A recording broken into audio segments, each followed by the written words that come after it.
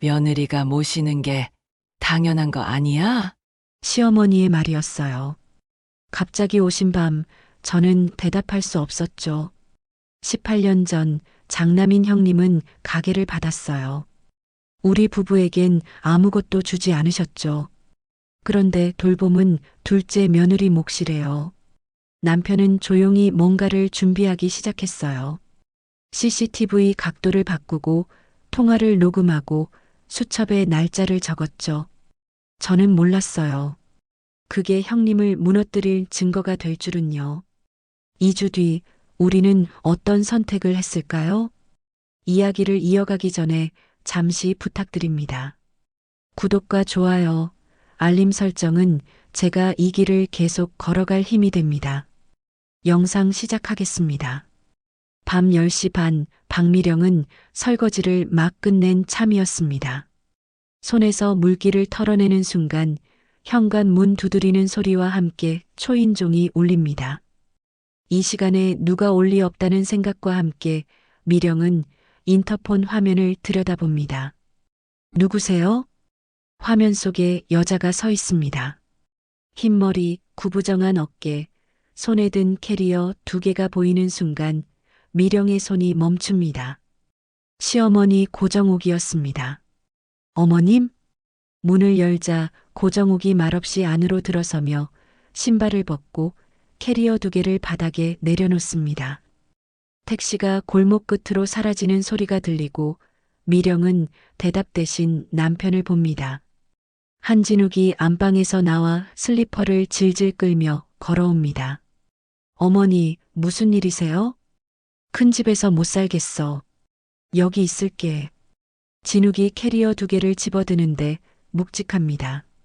안을 열어보니 옷가지, 수건, 화장품, 약 봉지 서너 개가 보입니다. 그는 고정욱을 봅니다. 형님이 아세요? 모를걸. 고정욱이 거실로 들어가 소파에 앉고 한숨을 한 번 쉽니다. 미령은 부엌 문턱에 그대로 서 있는데 손끝이 차갑습니다.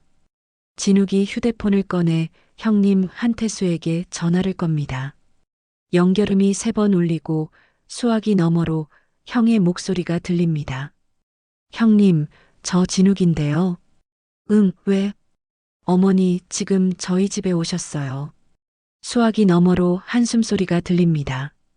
진욱이 거실 쪽을 힐끗 보니 고정욱은 TV를 켜고 있습니다. 알았어. 근데 지금 둘째 집이잖아.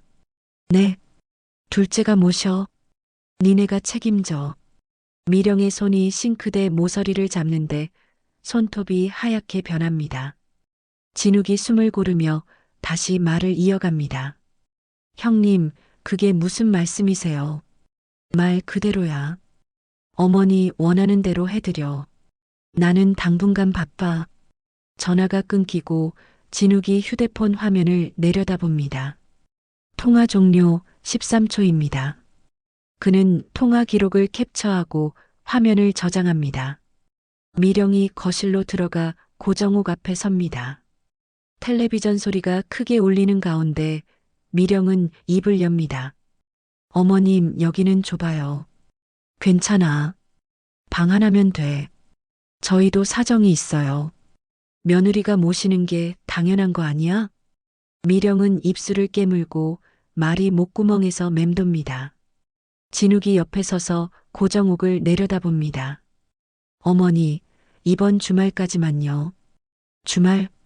형님이랑 막내랑 다 같이 얘기해야죠. 이틀만 기다려주세요. 고정욱이 TV만 보며 대답이 없습니다. 진욱이 목소리를 낮추며 다시 말합니다. 2주 드릴게요.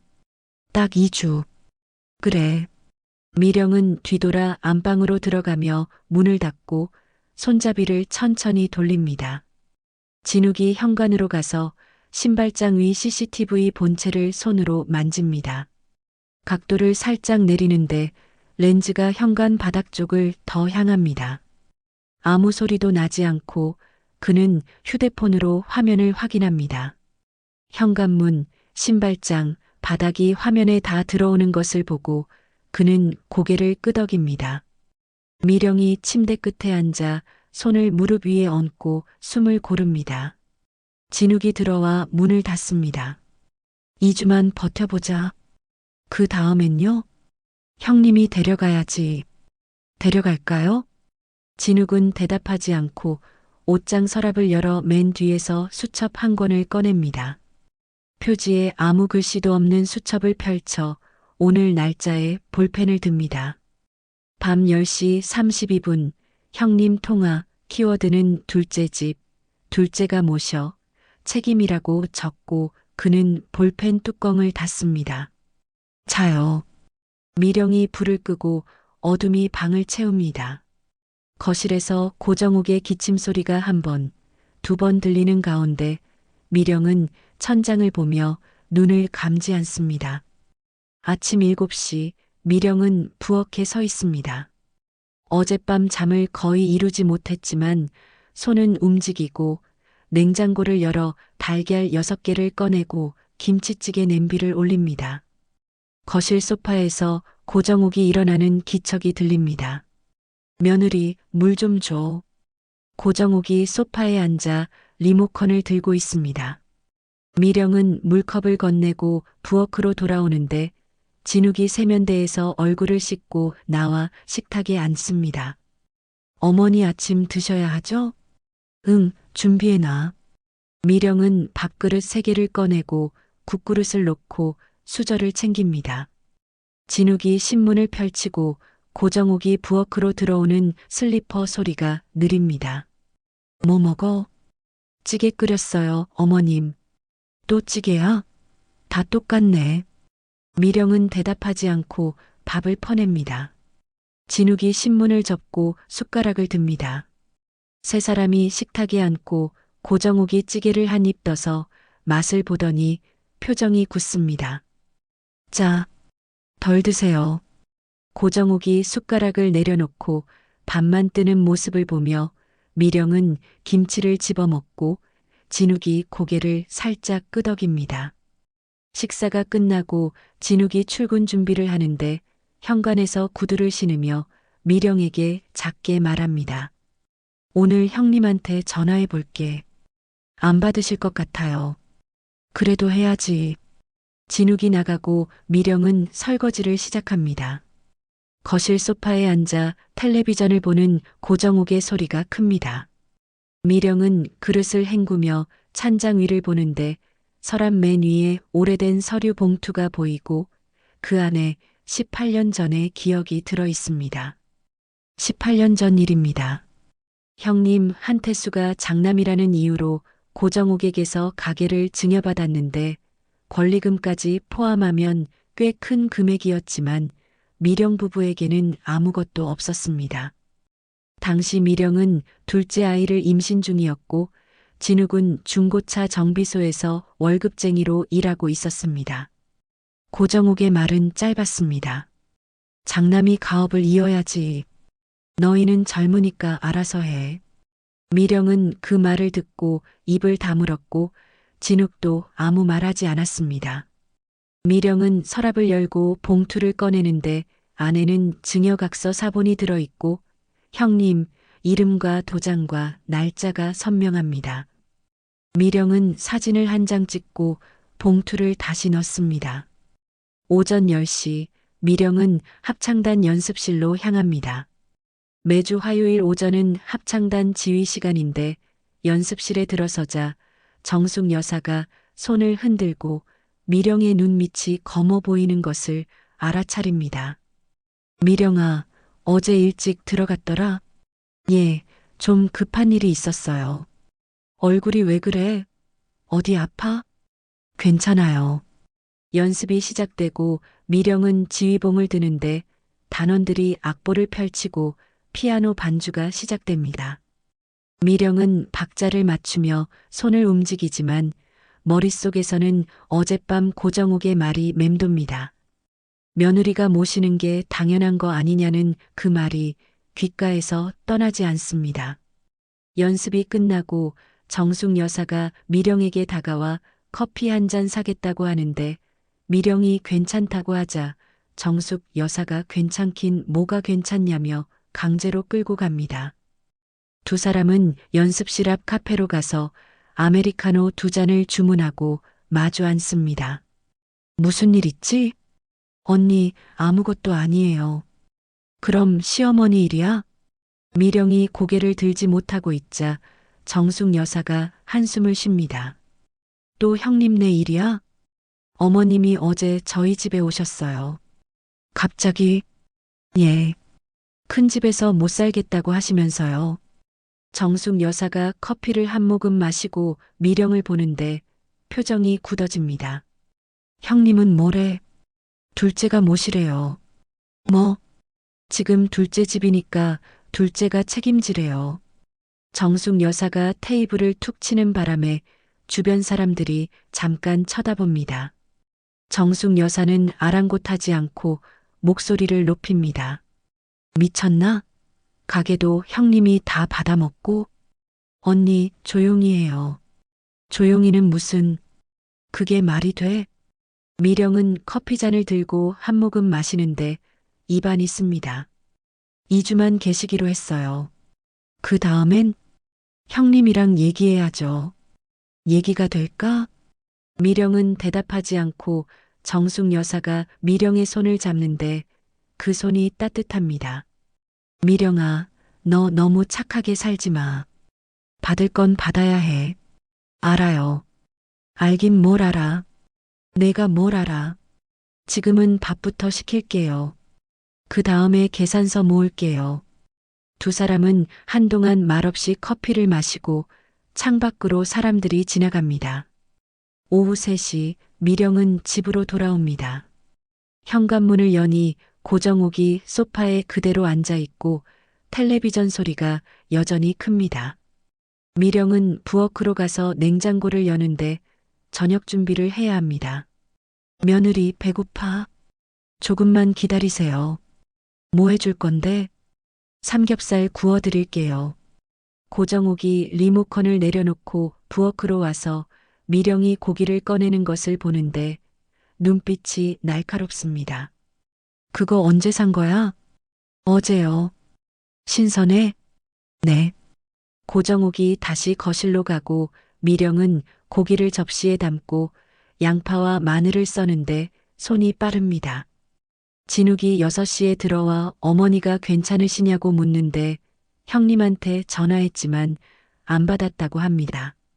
미령이 칼을 내려놓고 진욱이 서랍을 열어 수첩을 꺼내는데 오후 4시 15분 형님 부재중 전화 2통이라고 적습니다. 그거 왜 적어요? 나중에 필요해. 무슨 일인데요? 모를 일이야. 그냥 적어두는 거야. 진욱이 수첩을 다시 넣고 안방으로 들어갑니다. 미령은 고기를 굽기 시작하고 연기가 올라오며 기름이 튑니다. 고정옥이 식탁에 앉아 빨리 구우라고 재촉하고 저녁 식사가 시작되는데 고정옥이 고기를 한 점 집어먹고 표정을 찌푸립니다. 이거 즐겨. 죄송해요.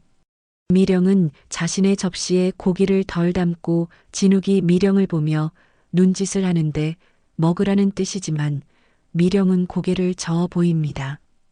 식사가 끝나고 고정욱이 거실로 가며 내일은 생선해달라고 말하는데 미령은 알겠다고 대답하고 설거지를 시작합니다. 진욱이 옆에 서서 행주를 들고 두 사람은 말없이 그릇을 닦는데 미령이 마지막 그릇을 헹구며 진욱에게 작게 묻습니다. 당신 정말 2주면 끝날까요? 끝나야지. 형님이 안 데려가시면요? 그럼 그때 생각해보자. 진욱이 행주를 걸고 안방으로 들어가고 미령은 싱크대에 기대어 창밖을 보는데 어둠이 내리고 있습니다. 사흘째 아침입니다. 미령은 6시 30분에 일어나 부엌으로 가는데 고정옥이 원하는 생선을 준비해야 합니다. 냉장고에서 고등어 3마리를 꺼내고 프라이팬을 올리는데 기름이 달궈지는 소리가 조용한 새벽을 깨웁니다.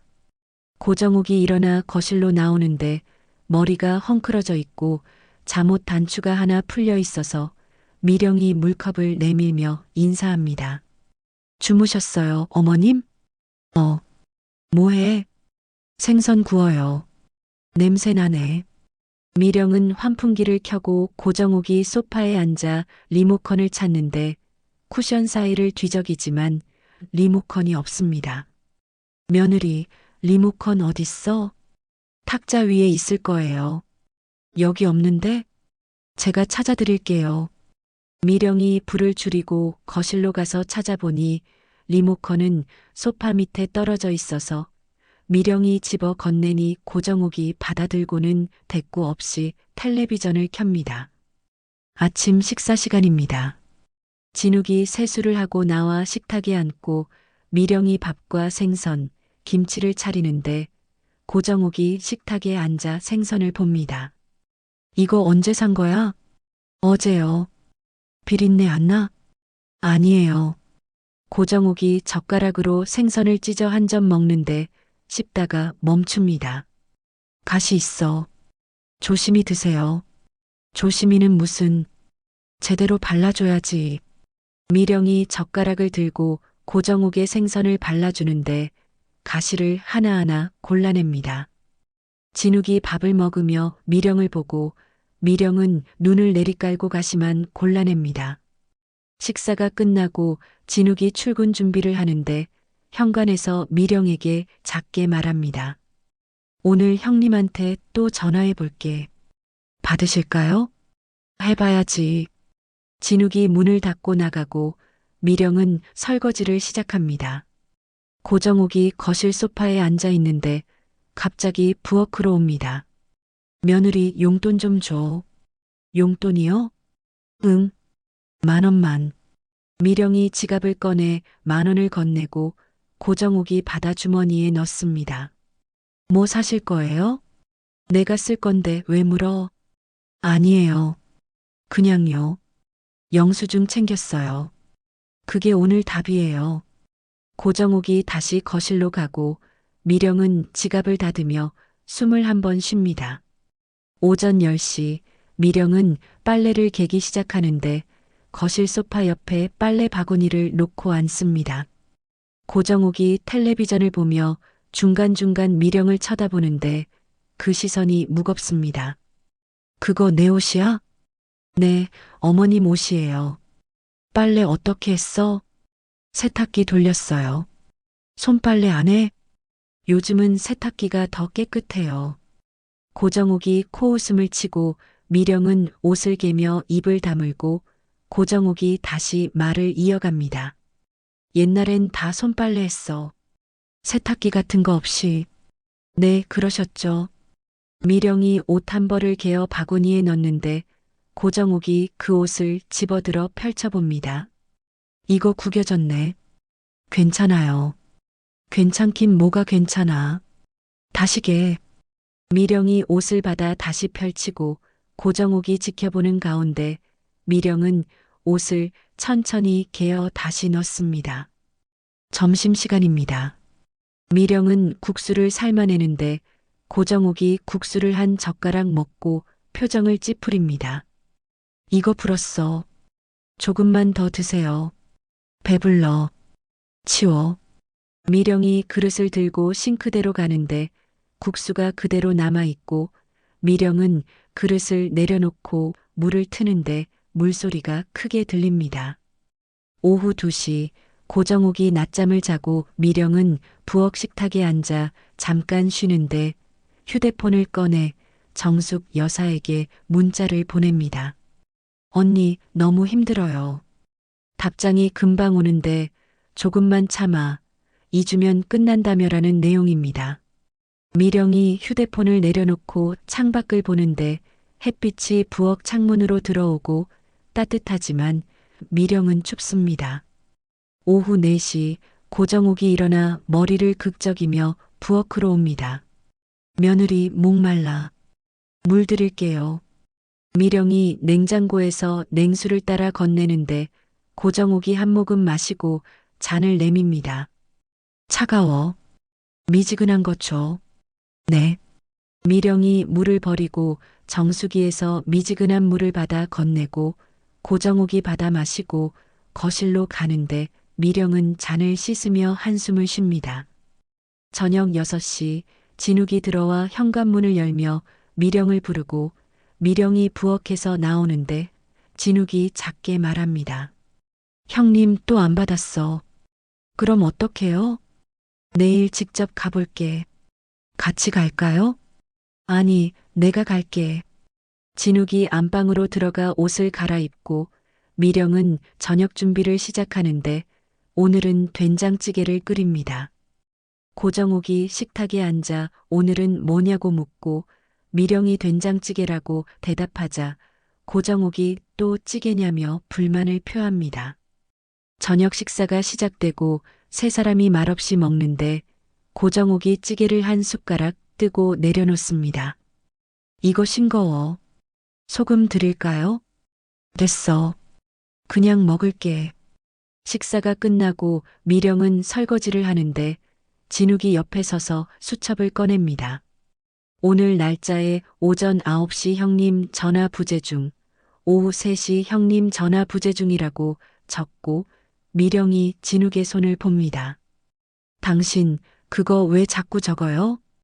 기록은 남겨야 해. 무슨 기록이요? 나중에 알게 될 거야. 진욱이 수첩을 닫고 서랍에 넣는데 미령은 마지막 그릇을 헹구며 물을 끕니다. 밤 10시입니다. 고정욱이 거실 소파에서 잠드는데 이불을 덮지 않고 그대로 누워 있어서 미령이 이불을 가져와 덮어줍니다. 고정욱이 뒤척이지만 깨지 않고 미령은 불을 끄고 안방으로 들어갑니다. 오늘도 끝났네요. 응, 수고했어. 내일은 어떻게 될까요? 걱정하지 마. 내가 형님 만나고 올게. 미령이 침대에 눕고 천장을 보는데 진욱이 옆에 눕지만 미령은 잠이 오지 않습니다. 거실에서 고정욱의 코 고는 소리가 들리는데 작고 규칙적이고 미령은 눈을 감습니다. 닷새째 저녁입니다. 진욱이 형님 한태수를 직접 만나고 돌아오는데 현관문을 열며 얼굴이 굳어 있고 미령이 부엌에서 나와 진욱을 봅니다. 어떻게 됐어요? 형님이 안 만나주더라. 왜요? 바쁘대. 가게 일 있다고. 진욱이 신발을 벗고 거실로 들어가 소파에 앉아 한숨을 쉬는데 미령이 물컵을 건네며 그럼 어떡하냐고 묻습니다. 진욱이 내일 다시 가보겠다고 하고 미령이 형님이 계속 피하시면 어떡하냐고 묻자 진욱이 그럼 그때 생각하자고 대답합니다. 고정욱이 안방에서 나와 머리를 빗으며 거실로 오는데 오늘은 외식하자고 합니다. 진욱아, 오늘 외식하자. 외식이요? 응. 갈비 먹고 싶어. 어머니, 집에서 해드릴게요. 고정욱이 고개를 젓는데 아니라며 밖에서 먹어야 맛있다고 합니다. 어머님, 오늘은 좀요. 왜? 못 사주겠어? 미령이 입술을 깨물고 진욱이 미령을 보고 고개를 끄덕이는데 알겠다며 가자고 합니다. 세 사람은 집 근처 갈비집으로 가는데 저녁 7시라 식당은 사람들로 붐빕니다. 종업원이 메뉴판을 건네고 고정욱이 펼쳐보는데 왕갈비를 시키라고 합니다. 진욱이 왕갈비 3인분을 주문하고 고정욱이 반찬을 하나하나 집어먹는 동안 미령은 물만 마십니다. 며느리, 너도 먹어. 네, 먹을게요. 고기가 나오고 진욱이 굽기 시작하는데 기름이 튀고 연기가 올라옵니다. 고정욱이 고기를 보며 빨리 익히라고 재촉하고 진욱이 조금만 기다리라고 하지만 고정욱은 배고프다며 불평합니다. 진욱이 집게로 고기를 뒤집고 고정욱이 먼저 한 점 집어먹는데 씹다가 표정을 찌푸립니다. 이거 즐겨. 좀 더 구울까요? 됐어. 그냥 먹을게. 식사가 계속되는데 고정욱이 고기를 더 먹고 밥을 한 그릇 비우는 동안 미령은 고기 2점만 먹습니다. 진욱이 미령의 접시를 보며 더 먹으라고 하지만 미령은 괜찮다며 배부르다고 합니다. 식사가 끝나고 진욱이 계산을 하고 카드를 건네며 영수증을 받습니다. 영수증 챙겼어요. 그게 오늘 답이에요. 세 사람은 식당을 나와 집으로 돌아옵니다. 집에 도착하자 고정욱이 소파에 앉아 배를 두드리며 만족스러운 표정을 짓는데 오랜만에 맛있게 먹었다고 합니다. 좋으셨으면 됐어요. 미령이 부엌으로 가서 물을 끓이고 차를 우려 고정욱에게 건네는데 고정욱이 한 모금 마시고 잔을 내려놓습니다. 며느리, 내일은 뭐 해줄 거야? 뭐 드시고 싶으세요? 삼계탕. 알겠어요. 고정욱이 텔레비전을 켜는데 드라마가 나오고 소리가 큽니다. 미령은 부엌에서 물컵과 접시를 씻는데 싱크대 옆 젖은 행주를 비틀어 물을 짜냅니다. 물이 뚝뚝 떨어지고 미령은 행주를 펼쳐 걸어둡니다. 밤 9시 진욱이 휴대폰을 꺼내 형님 한태수에게 전화를 거는데 이번에는 연결됩니다. 형님. 응, 왜? 어머니 일 얘기 좀 해야 될 것 같은데요. 무슨 얘기? 진욱이 숨을 고르는데 이제 닷새 됐으니 언제까지 저희 집에 계실 건지 묻습니다. 그냥 니네가 모셔. 형님, 그건 아니잖아요. 왜 아니야? 지금 둘째 집이잖아. 진욱이 목소리를 낮추는데 형님은 가게도 받으셨잖냐고 합니다. 그게 지금 무슨 상관이야? 상관 있죠. 형님이 다 받으셨으면 형님이 모셔야 하는 거 아닙니까? 전화 너머로 한숨소리가 들리는데 형님이 그럼 월 80만 원 주겠다며 니네가 모시라고 합니다. 형님, 그게 무슨 말씀이세요? 돈 주면 되잖아. 80만 원이면 충분하지. 형님, 나는 바빠. 끊는다. 전화가 끊기고 진욱이 휴대폰을 내려놓는데 손이 떨립니다.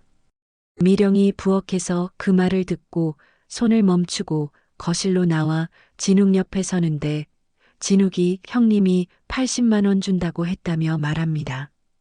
당신 들었어? 네. 형님이 80만 원 준대. 미령이 소파에 주저앉고 진욱이 주머니에서 녹음기를 꺼내는데 작은 검은색 기계이고 녹음 버튼이 켜져 있습니다. 이거 녹음했어. 왜요? 필요할 거야. 진욱이 녹음기를 멈추고 서랍에 넣고 그리고 수첩을 꺼냅니다. 밤 9시 15분 형님 통화 월 80만 원 제한 둘째가 모셔라고 적고 미령이 진욱의 손을 보며 우리 어떡하냐고 묻습니다. 우리 어떡해요? 2주는 지켜야지. 그 다음엔요? 그때 가서 결정하자. 고정욱이 거실에서 두 사람을 보는데 텔레비전 소리가 여전히 큽니다. 너희 뭐해? 아무것도 아니에요, 어머님. 미령이 부엌으로 돌아가 설거지를 마저 하는데 물소리가 작게 들립니다. 밤 10시 고정욱이 화장실에서 나와 거실을 지나 부엌으로 가는데 냉장고를 열어 안을 들여다봅니다. 며느리, 과일 없어? 수박 있어요. 깎아줘. 미령이 수박을 꺼내 도마에 올리고 칼로 자르기 시작하는데 고정욱이 옆에 서서 지켜봅니다. 크게 썰어. 네. 미령이 수박을 큼직하게 써는데 접시에 담아 고정욱에게 건넵니다. 고정욱이 한 조각 집어먹고 달지도 않다며 불평하는데 미령은 죄송하다고 합니다. 고정욱이 수박을 두 조각 더 먹고 접시를 식탁에 내려놓고 거실로 가는데 미령이 남은 수박을 치우려는데 고정욱이 돌아옵니다. 물 줘. 네. 미령이 물컵을 건네는데 고정욱이 마시고 잔을 건네다가 손이 미끄러집니다. 잔이 바닥에 떨어지고 깨지는데 미령이 괜찮으시냐고 묻습니다. 어머님 괜찮으세요? 괜찮아. 미령이 빗자루를 들고 유리 조각을 쓸어 담는데 고정욱이 그 모습을 보며 조심해야지 깨지게 한다고 말합니다. 조심해야지 깨지게. 제가 조심할게요. 유리 조각을 다 치우고 미령이 다시 부엌으로 가는데 진욱이 안방에서 나와 미령에게 작게 괜찮냐고 묻습니다. 괜찮아? 네. 내일 막내한테도 전화해 볼게. 막내도 안 도와줄 것 같아요. 그래도 해봐야지. 밤 11시 세 사람이 잠자리에 드는데 고정옥은 거실 소파에서 미령과 진욱은 안방에서 눕습니다. 미령이 천장을 보며 눈을 감지 않는데 진욱에게 80만 원이면 모실 수 있을지 묻습니다. 당신 80만 원이면 모실 수 있을까요? 돈 문제가 아니야. 그럼요. 원칙의 문제지. 미령이 고개를 돌려 진욱을 보는데 진욱이 눈을 감고 있고 미령도 눈을 감지만 잠이 오지 않습니다. 일주일째 아침입니다. 미령은 어제보다 일찍 일어나는데 6시이고 부엌에서 삼계탕을 준비하면서 닭을 씻고 대추와 마늘을 넣고 냄비를 올립니다. 물이 끓기 시작하고 김이 오르는 가운데 고정옥이 일어나 거실로 나오는데 오늘은 기분이 좋아 보이고 미령에게 웃으며 잘 잤냐고 묻는 모습이 어제와는 사뭇 다릅니다. 며느리 잘 잤어? 네, 어머님. 주무셨어요? 응. 오늘 삼계탕 해준다며? 네. 조금만 기다리세요. 고정옥이 소파에 앉아 텔레비전을 켜는데 아침 뉴스가 나오고 미령은 국물 맛을 보면서 간이 맞는지 확인합니다. 진욱이 일어나 세수를 하고 나와 식탁에 앉으며 미령에게 작게 말하는데 어머니 기분이 좋아 보인다며 이상하다고 합니다. 어머니 기분 좋아 보여. 네. 오늘은 좀 달라요. 이상하네. 아침 식사가 시작되는데 미령이 삼계탕을 세 그릇 담아내고 고정옥이 숟가락으로 국물을 떠서 맛을 보더니 오이거 괜찮다며 처음으로 칭찬을 합니다. 오, 이거 괜찮네. 맛있으세요? 응. 오늘은 잘했어. 미령이 처음으로 고정옥에게 칭찬을 듣는 순간 진욱이 미령을 보며 눈짓을 하고 미령도 작게 웃으며 고개를 끄덕입니다. 식사가 끝나고 고정옥이 거실로 가는데 소파에 앉아 미령을 부르면서 이리 와보라고 손짓을 합니다. 며느리, 이리 와봐. 네, 어머님. 미령이 고정옥 앞에 서는데 고정옥이 미령의 손을 잡으면서 내가 너희한테 미안하다며 갑자기 와서 패 끼쳤다고 말합니다. 며느리, 내가 너희한테 미안해. 무슨 말씀이세요? 갑자기 와서 패 끼쳤잖아. 아니에요. 괜찮아요. 고정옥이 미령의 손을 더 꽉 잡으면서 사실 할 말이 있다며 말을 꺼내는데 내가 적금이 좀 있다고 합니다. 며느리, 사실 말이야. 네, 내가 적금이 좀 있어. 적금이요? 미령의 귀가 열리는 순간 진욱이 부엌에서 그 말을 듣고 거실로 나오는데 적금이냐며 어머니에게 다시 묻습니다. 적금이요, 어머니? 응, 은행에 넣어둔 게 있어. 얼마나 되는데요? 고정옥이 잠시 생각하다가 한 몇 천만 원 된다고 말하는데 그 말에 미령과 진욱이 서로를 바라봅니다. 몇 천만 원이요? 응, 너희 줄게. 미령과 진욱이 서로를 보는데 진욱이 먼저 입을 열면서 어머니 그건 어머니 돈이잖냐며 괜찮다고 하지만 고정옥은 너희가 날 보살펴줬으니까 받아라고 합니다. 어머니, 그건 어머니 돈이잖아요. 괜찮아. 너희가 날 보살펴줬으니까. 그래도요. 받아. 나중에 쓸 때 있을 거 아니야. 미령이 고정옥의 손을 잡으며 어머님 감사하다고 말하는데 고정옥은 고맙긴 뭐가 고맙냐며 당연한 거라고 합니다. 어머님 감사해요. 고맙긴 당연한 거지. 고정옥이 소파에서 일어나 안방으로 들어가며 말하는데 통장은 큰아들이 가지고 있으니 형한테 얘기해 보라고 합니다. 미령과 진욱이 거실에 남는데 두 사람 모두 말이 없고 진욱이 먼저 입을 열면서 진짜일지 모르겠다며 형님한테 물어보겠다고 합니다. 통장은 큰아들이 가지고 있어. 형한테 얘기해봐. 진짜일까요? 모르겠어. 형님한테 물어볼게. 진욱이 휴대폰을 꺼내 형님에게 전화를 거는데 연결음이 3번 울리고 한태수가 받으면서 왜 또냐며 짜증 섞인 목소리로 말합니다. 왜 또? 형님, 어머니가 적금 있다고 하시는데요. 적금? 네.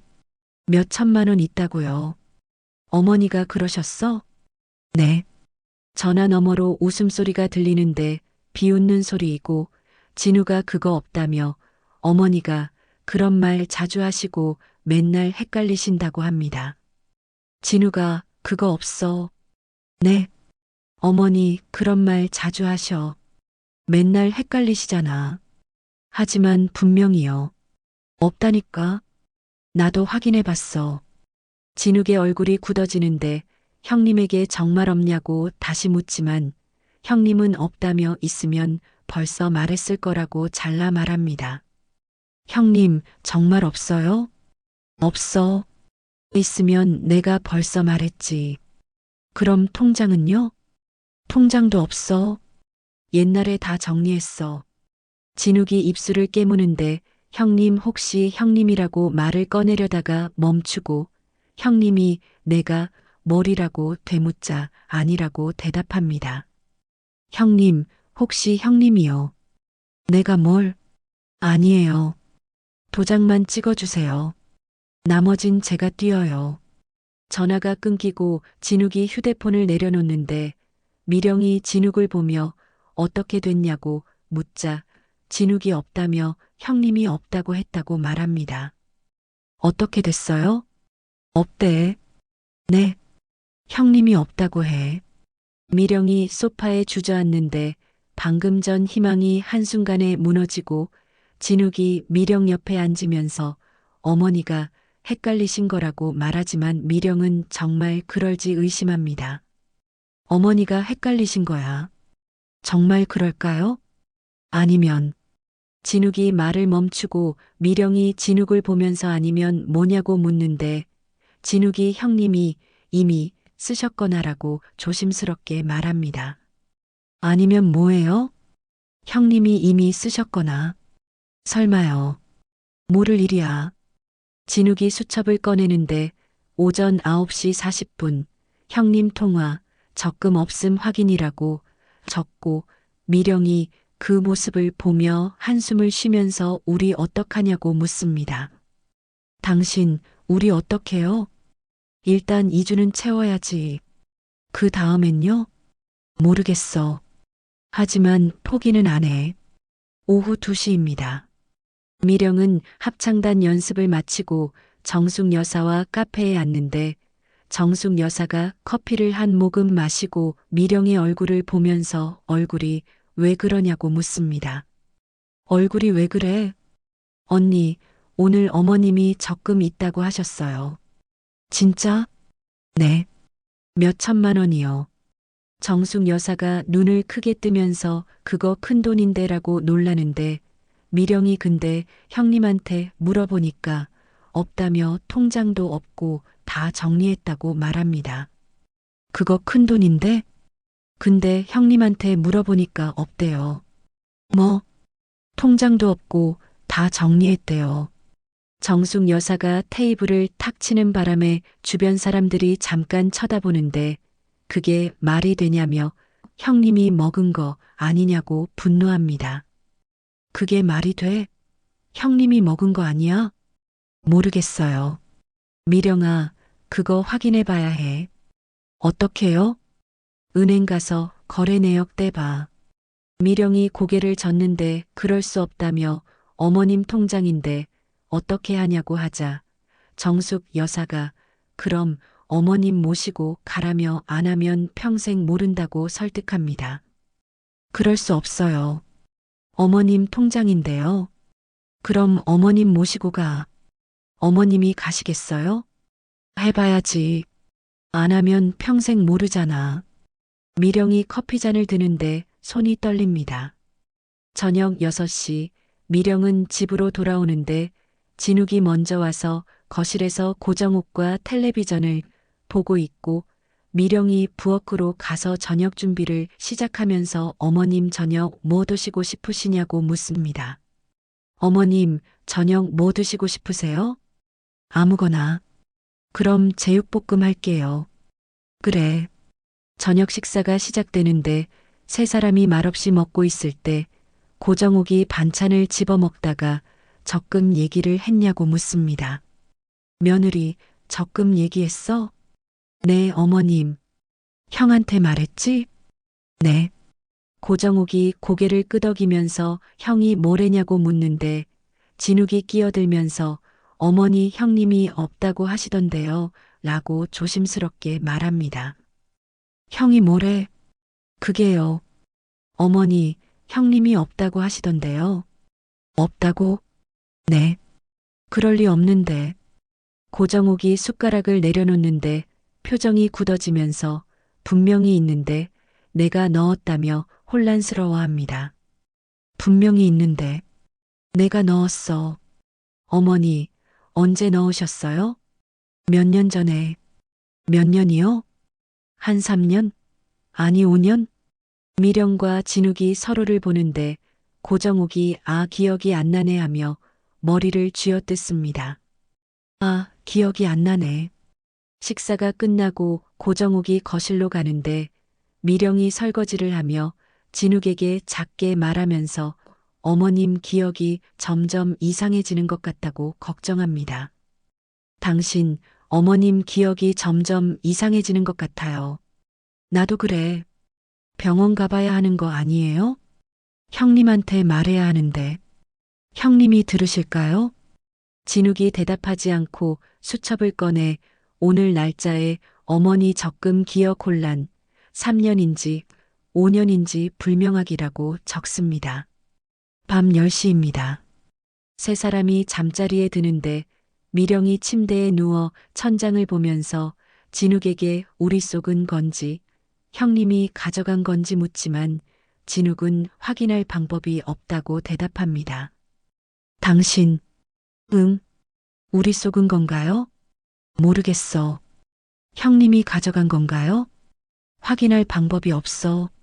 미령이 눈을 감는데 눈물이 흐르지만 소리 내지 않습니다. 열흘째 새벽입니다.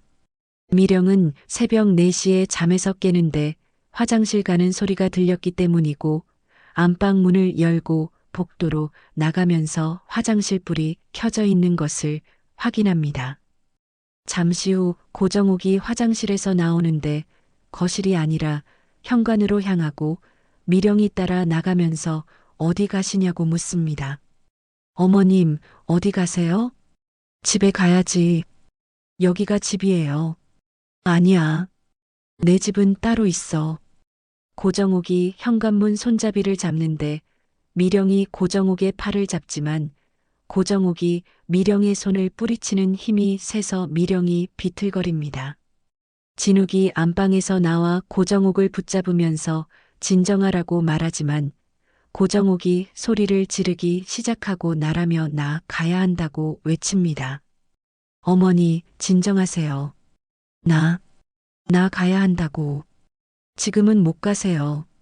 진욱이 고정욱을 거실로 데려가 소파에 앉히고 미령이 물을 가져오는데 고정욱이 필요 없다며 물컵을 밀어냅니다.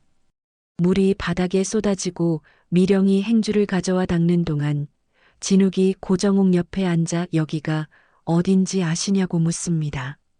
어머니, 여기가 어딘지 아세요? 몰라. 진욱이네 집이에요. 둘째 아들 집. 진욱이? 고정욱이 진욱을 보는데 눈빛이 흐릿하고 넌 누구냐며 진욱이가 누군지 모르겠다고 합니다. 넌 누구야? 저예요, 어머니. 진욱이요. 진욱이. 진욱이가 누구지? 미령과 진욱이 서로를 보는데 진욱이 미령에게 눈짓을 하고 미령이 고정욱에게 이불을 덮어줍니다. 고정욱이 눈을 감고 얼마 지나지 않아 잠드는데 미령과 진욱이 부엌으로 가서 진욱이 작게 말합니다. 이거 심각한 것 같아. 병원 가봐야 해요. 응, 오늘 당장. 새벽 5시입니다. 미령은 잠을 이루지 못하고 거실을 확인하는데 고정욱이 소파에서 자고 있고 미령은 현관으로 가서 신발장을 봅니다. 고정욱의 신발이 현관 문 바로 앞에 놓여 있어서 미령이 휴대폰을 꺼내 사진을 찍는데 신발, 현관문, 시계가 모두 화면에 들어오고 시간은 새벽 5시 12분입니다. 아침 8시입니다. 고정욱이 일어나 거실에서 미령을 보는데 며느리 나 왜 여기서 잤냐고 묻습니다. 며느리 나 왜 여기서 잤어? 어머님 새벽에 나가시려고 하셨어요. 내가? 네. 기억 안 나세요? 몰라. 기억이 안 나. 미령이 아침을 준비하고 진욱이 세수를 하고 나와 고정욱 옆에 앉으면서 오늘 병원 가보시자고 말합니다. 어머니, 오늘 병원 가보시죠. 병원? 왜? 건강검진 좀 받으세요. 나 안 아파. 진욱이 부드럽게 말하는데 그냥 확인만 하는 거니까 금방 끝난다고 하지만 고정욱이 싫다며 거부합니다. 그냥 확인만 하는 거예요. 금방 끝나요. 싫어. 어머니, 저희가 걱정돼요. 고정욱이 한숨을 쉬면서 그럼 형도 같이 가야 한다고 말하는데 진욱이 형님은 바빠서 안 된다고 하자 고정욱이 그럼 나도 안 간다고 합니다. 그럼 형도 같이 가야지. 형님은 바빠서요. 그럼 나도 안 가. 미령이 식탁에 밥을 차리고 세 사람이 말없이 먹는데 고정욱이 밥을 먹다가 젓가락을 내려놓으면서 배 안 고프다며 치우라고 합니다. 며느리, 나 배 안 고파. 조금만 드세요. 싫어. 치워. 식사가 끝나고 진욱이 회사에 연락해 오후 반차를 내는데 미령에게 내가 어머니 모시고 병원 갈 테니 집에서 쉬라고 말합니다. 내가 어머니 모시고 병원 갈게. 같이 갈까요? 아니, 내가 갈게. 당신은 집에서 쉬어. 오후 2시입니다. 진욱이 고정욱을 모시고 신경과로 가는데 병원 대기실에서 기다리면서 고정욱이 불안해하고 여긴 왜 왔냐며 나 아픈 데 없다고 합니다. 진료실로 들어가고 의사가 고정욱에게 몇 가지 질문을 하는데 오늘이 며칠인지 지금 계절이 뭔지 성함과 자녀 수를 묻고 고정욱이 더듬거리며 대답합니다. 의사가 고개를 끄덕이며 진욱을 보고 검사가 필요하다고 하는데 뇌 MRI와 인지 기능 검사를 진행하고 2시간이 걸립니다. 여긴 왜 왔어? 검진 받으러 왔어요. 나 아픈 데 없는데. 걱정 마세요. 금방 끝나요. 도장만 찍어 주십시오. 나머진 제가 뛰겠습니다. 오후 5시입니다. 결과가 나오고 의사가 진욱을 따로 부르는데 경도인지장애라며 치매 초기 단계로 볼 수 있고 지금부터 관리가 중요하다고 설명합니다. 경도인지장애입니다. 심각한가요? 치매 초기 단계로 볼 수 있습니다. 지금부터 관리가 중요합니다. 약은 있나요? 있습니다. 처방해 드리겠습니다. 그리고 장기요양 등급 신청 고려하시는 게 좋겠습니다. 진욱이 진단서를 받는데 고정욱 경도인지장애 소견이라고 적혀 있고 날짜는 오늘입니다. 집으로 돌아오는 길입니다. 고정욱이 차 안에서 나 뭐 잘못됐냐고 묻는데 진욱이 아니라며 건강 확인한 거라고 하지만 고정욱이 거짓말하지 말라며 내가 아프지 않냐고 따져 묻습니다. 나 뭐 잘못됐어? 아니에요, 어머니. 그럼 왜 병원 갔어?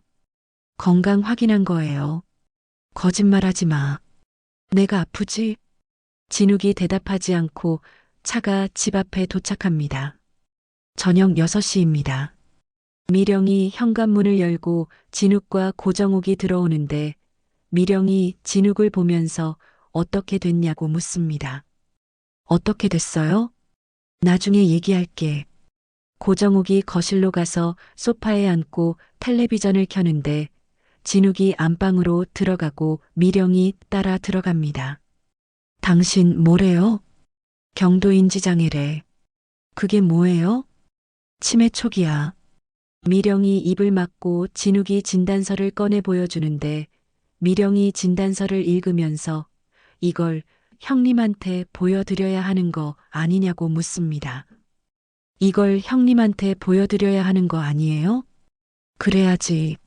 언제요? 내일. 진욱이 서랍을 열고 진단서 사본을 한 장 뽑아 원본과 사본을 각각 투명 파일에 넣는데 미령이 그 모습을 보면서 왜 두 장이냐고 묻습니다. 당신 왜 두 장이에요? 하나는 형님 줄 거고 하나는 우리가 보관할 거야. 왜요? 나중에 필요해. 진욱이 수첩을 꺼내 오늘 날짜에 오후 2시 신경과 방문, 오후 5시 경도인지장애 진단, 장기요양 등급 신청 예정이라고 적습니다. 저녁 식사 시간입니다. 미령이 된장찌개를 끓여내고 세 사람이 식탁에 앉는데 고정욱이 국을 한 숟가락 뜨고 내려놓으면서 이것도 짜다며 불평합니다. 이것도 짜. 죄송해요, 어머님. 맨날 짜.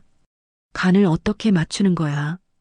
미령은 대답하지 않고 밥을 먹고 진욱이 미령을 보며 눈짓을 하는데 괜찮다는 뜻입니다.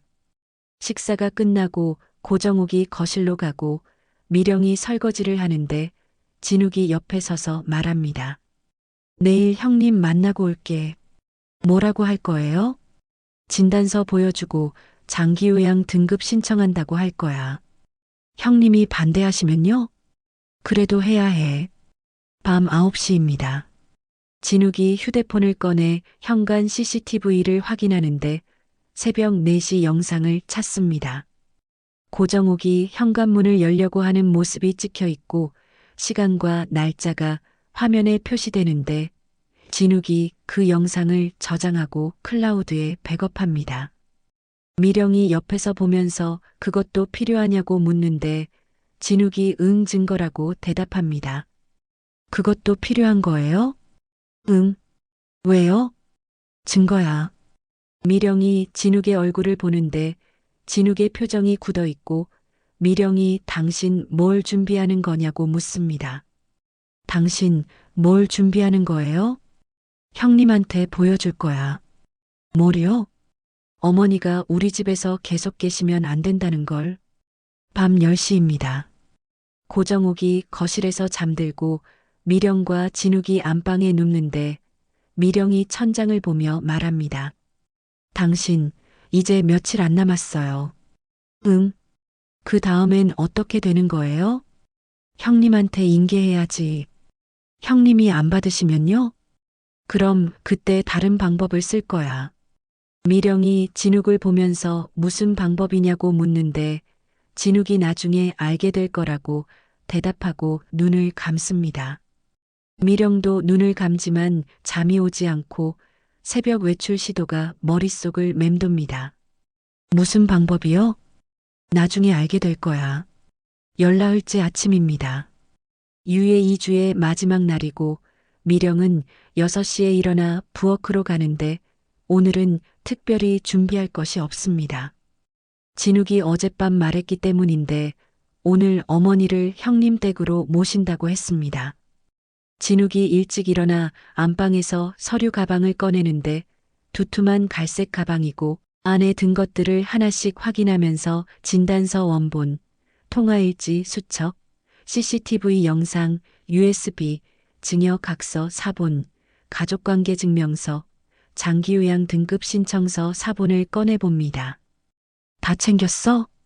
미령이 묻는데 진욱이 고개를 끄덕이면서 다 있다고 대답하고 미령이 형님이 받으실지 걱정스럽게 묻지만 진욱이 받아야 한다고 단호하게 말합니다. 다 챙겼어? 응. 다 있어. 형님이 받으실까요? 받아야지. 아침 식사를 마치고 진욱이 고정욱에게 말하는데 오늘 큰형님 댁 가셔야 한다며 2주 지났으니 약속하셨다고 상기시킵니다. 어머니, 오늘 큰형님 댁 가세요. 왜? 2주 지났어요. 약속하셨잖아요. 나 여기 있고 싶은데. 안 돼요. 형님 댁에 가셔야 해요. 고정욱이 불만스러운 표정을 짓지만 더 이상 말하지 않고 미령이 고정욱의 짐을 챙기는데 캐리어 2개에 옷가지와 세면도구를 넣습니다. 오전 9시입니다. 진욱이 차를 몰고 형님 댁으로 가는데 미령과 고정욱이 뒷좌석에 앉고 차 안은 조용합니다.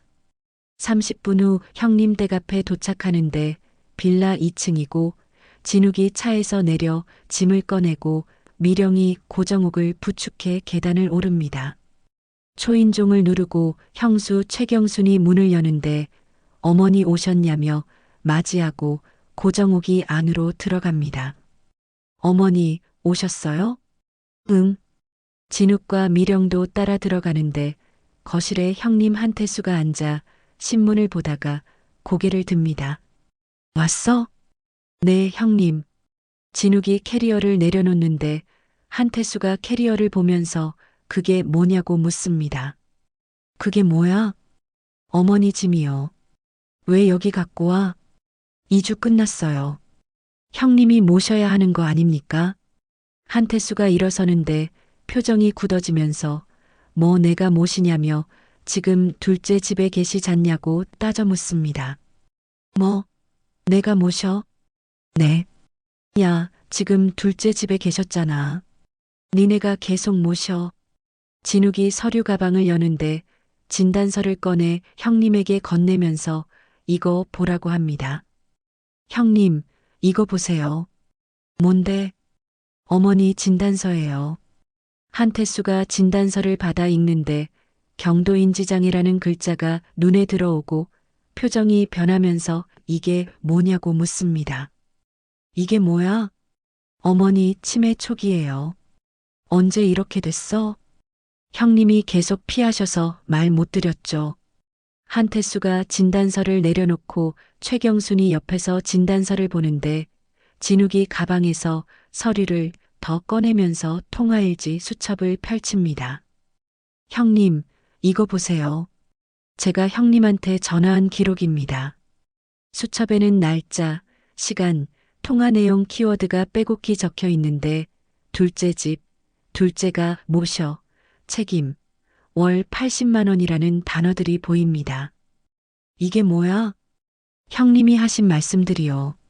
내가 언제 그랬어? 여기 다 적혀 있어요. 녹음도 있고요. 진욱이 휴대폰을 꺼내 녹음 파일을 재생하는데 한태수의 목소리가 흘러나옵니다. 그럼 월 80만 원 줄게. 니네가 모셔. 나는 바빠라는 말이 선명하게 들리고 한태수의 얼굴이 붉어집니다. 야, 이거 녹음하면 어떡해? 형님이 나중에 부인하실까 봐요. 이게 지금 나를 의심하는 거야? 의심이 아니라 기록이에요. 영수증 챙겼습니다. 그게 오늘 답입니다. 진욱이 USB를 꺼내는데 이건 CCTV 영상이라며 어머니가 새벽에 집을 나가시려고 한 거라고 설명합니다. 이건 CCTV 영상입니다. 어머니가 새벽에 집을 나가시려고 한 거요. 그게 나랑 무슨 상관이야? 어머니가 이제 혼자 계시면 위험하십니다. 누군가 돌봐야 해요. 진욱이 마지막으로 증여각서 사본을 꺼내는데 이건 18년 전 형님이 받으신 가게 증여각서라고 말합니다. 그리고 이건 18년 전 형님이 받으신 가게 증여각서예요. 그게 지금 왜 나와? 형님이 다 받으셨잖아요. 큰 금액이었잖아요. 그럼 형님이 더 책임지셔야 하는 거 아닙니까? 한태수가 자리에서 벌떡 일어나는데 야 그게 무슨 말이냐며 그건 아버지가 주신 거라고 항변하지만 진욱이 어머니가 도장 찍으셨다며 각서를 내밉니다. 야 그게 무슨 말이야? 그건 아버지가 주신 거잖아. 어머니가 도장 찍으셨어요. 여기 있어요. 한태수가 받아보지 않고 최경순이 끼어들면서 서방님 이건 너무한 거 아니냐며 이렇게 서류 들이민다고 비난합니다. 서방님, 이건 너무한 거 아니에요? 뭐가 너무해요, 형수님? 이렇게 서류 들이밀고 그럼 말로만 하면 믿으실 건가요? 미령이 옆에서 입을 여는데 형님 저희도 2주 동안 최선을 다했다며 이제 형님이 모실 차례라고 말합니다. 형님, 저희도 2주 동안 최선을 다했어요. 그래서 이제 형님이 모실 차례예요.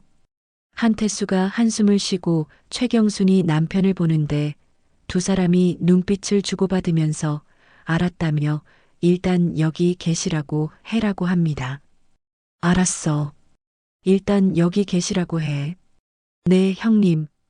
진욱이 서류를 모두 형님에게 건네는데 이거 다 드린다며 장기요양 등급 신청은 제가 이미 넣었으니 결과 나오면 연락 올 거라고 알립니다. 이거 다 드리겠습니다. 장기요양 등급 신청은 제가 이미 넣었어요. 결과 나오면 연락 올 겁니다. 알았어. 진욱과 미령이 일어서는데 고정욱이 소파에 앉아 두 사람을 보면서 너희 가는 거냐고 묻습니다. 너희 가는 거야? 네, 어머님. 언제 와? 곧 뵐게요. 미령이 고정욱의 손을 잡는데 잠깐이고 그리고 놓습니다. 현관문을 나서며 진욱이 형님에게 마지막으로 말하는데 형님 내용 증명 우편 보낼 거라며 부양의무 분담 요청이고 요양비용 나누자고 합니다. 형님, 내용 증명 우편 보낼 겁니다. 뭐? 부양의무 분담 요청이요. 요양비용 나누자고요. 아, 받으시면 답장 주세요. 안 주시면 다음 단계 진행하겠습니다. 진욱과 미령이 계단을 내려가는데 한태수가 현관 밖으로 나와 소리칩니다. 야, 한진욱. 이게 무슨 짓이야? 진욱이 뒤돌아보지 않고 차에 타는데 미령도 탑니다. 차가 출발하고 차 안에서 미령이 진욱을 보면서 정말 내용 증명 보낼 거냐고 묻습니다. 당신 정말 내용 증명 보낼 거예요? 응. 오늘 우체국 갈 거야. 형님이 화내실 텐데요. 상관없어. 오후 1시입니다. 진욱과 미령이 우체국에 가는데 진욱이 미리 작성해둔 내용 증명 봉투를 꺼냅니다. 수신인은 한태수이고 내용은 부양의무 및 요양비 분담 요청, 증여수의 내역 명시, 장기요양 등급 신청 완료 통지인데 등기로 발송하고 직원이 도장을 찍습니다. 영수증을 받고 진욱이 영수증을 사진 찍는데 이제 끝났다고 말합니다. 이제 끝났어. 정말요? 응. 형님이 답장 올 거야. 안 오면요? 그럼 변호사 선임할 거야. 두 사람은 우체국을 나와 집으로 돌아가는데 차 안은 조용하지만 이전과는 다릅니다. 무언가 끝났다는 느낌이고 동시에 새로운 시작이 기다리고 있다는 예감이 듭니다. 16세가 지났습니다.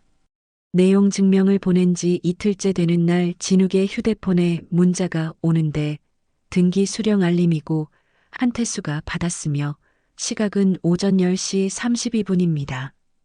미령이 부엌에서 설거지를 하다가 진욱을 보면서 받으셨냐고 묻는데 진욱이 응이라고 짧게 대답합니다.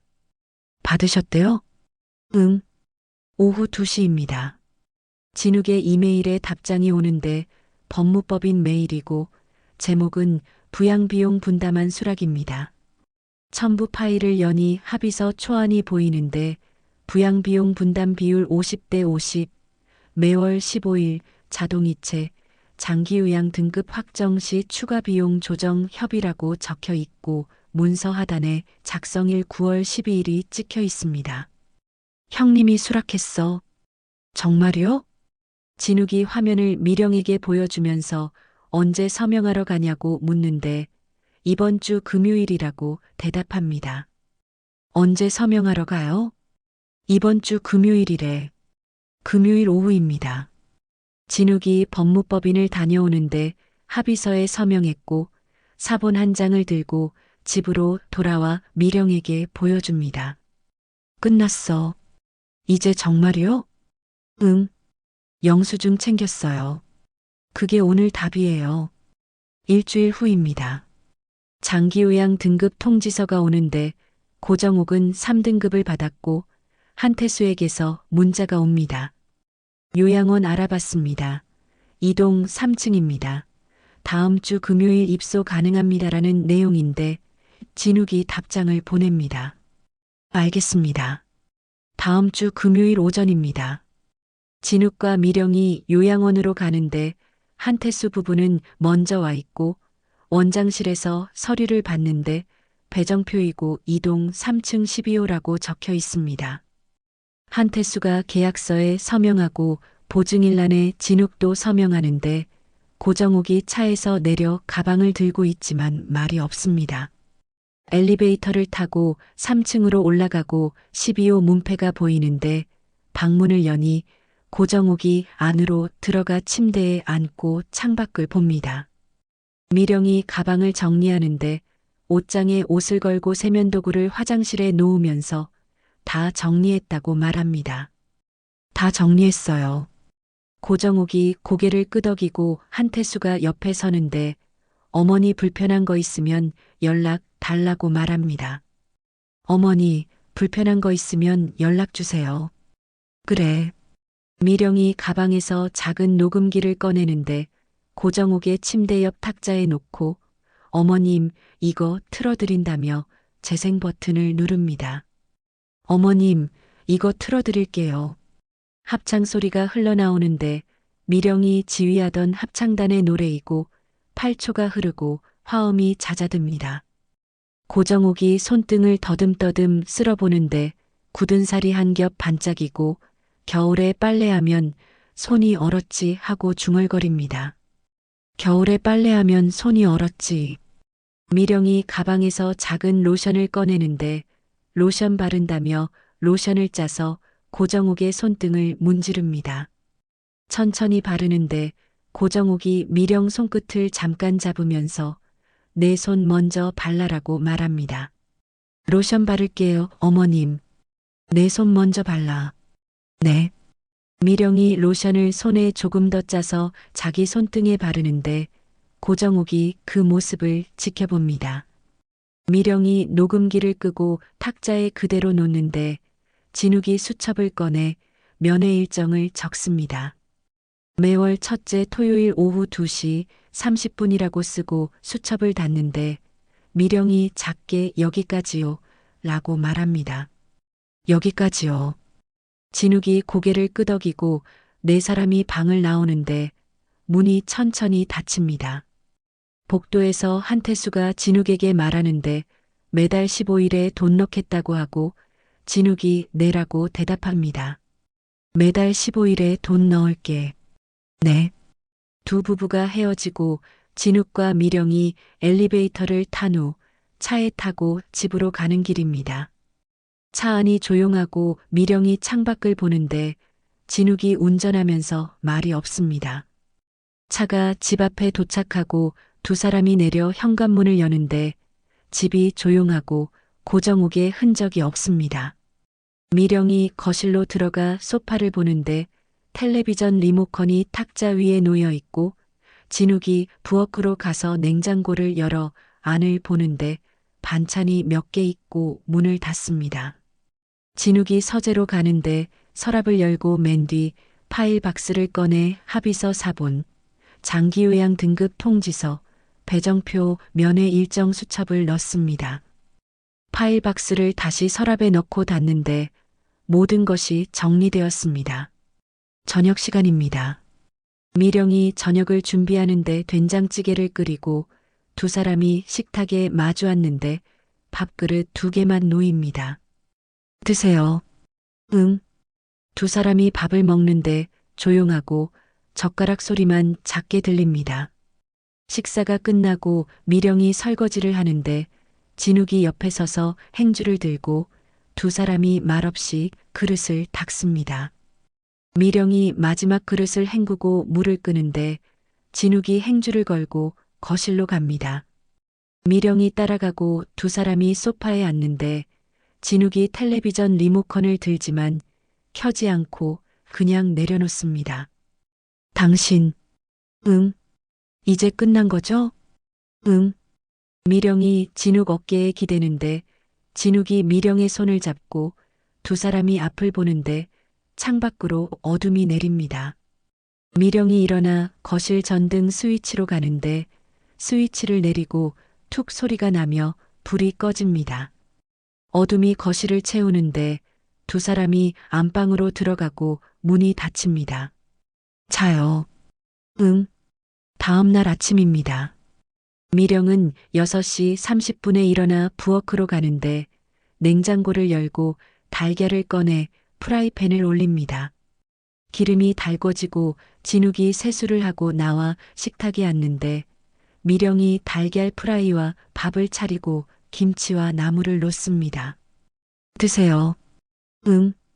두 사람이 아침을 먹는데 진욱이 신문을 펼치고 미령이 물을 마십니다. 평범한 아침이고 식사가 끝나고 진욱이 출근 준비를 하는데 현관에서 구두를 신으면서 다녀오겠다고 말합니다. 다녀올게. 조심히 가세요. 진욱이 나가고 문이 닫히는데 미령 혼자 남습니다. 거실을 보는데 소파, 식탁, 텔레비전이 보이고 조용합니다. 미령이 휴대폰을 꺼내 정숙 여사에게 문자를 보내는데 언니 오늘 연습 간다는 내용입니다. 답장이 오는데 그래 오늘 세 곡 연습한다는 내용이고 미령이 휴대폰을 내려놓고 부엌으로 가서 설거지를 시작합니다. 물소리가 작게 들리고 오전 10시가 되면 미령이 외출 준비를 하는데 가방을 들고 현관으로 가서 신발을 신습니다. 문을 열고 계단을 내려가는데 햇빛이 밝고 미령이 걷는데 합창단 연습실로 향하고 걸음이 가볍습니다. 연민은 남기되 경계는 문서로. 오늘 이야기가 마음에 드셨다면 구독과 좋아요, 알림 설정 잊지 마세요. 여러분의 따뜻한 댓글은 저에게 정말 큰 힘이 됩니다. 끝.